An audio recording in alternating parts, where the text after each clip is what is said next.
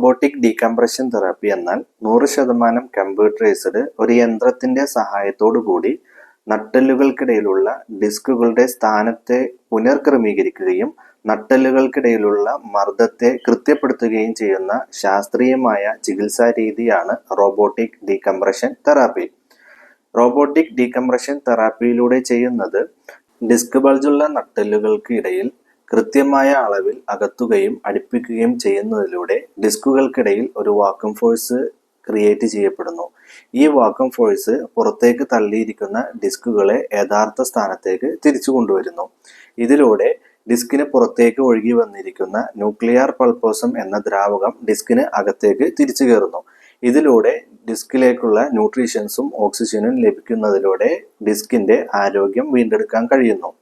നട്ടെല്ലുകൾക്കിടയിലുള്ള ഡിസ്കുകളെ കൃത്യസ്ഥാനത്തേക്ക് കൊണ്ടുവരികയും ഇതിന്റെ ഫലമായി നട്ടെല്ലുകൾക്കും ഡിസ്കുകൾക്കും ഇടയിൽ കുടുങ്ങിക്കിടക്കുന്ന ഞരമ്പുകൾ ഫ്രീ ആവുകയും അതിലൂടെ ഞരമ്പുകളുടെ പ്രവർത്തനം മെച്ചപ്പെടുകയും ചെയ്യുന്നു.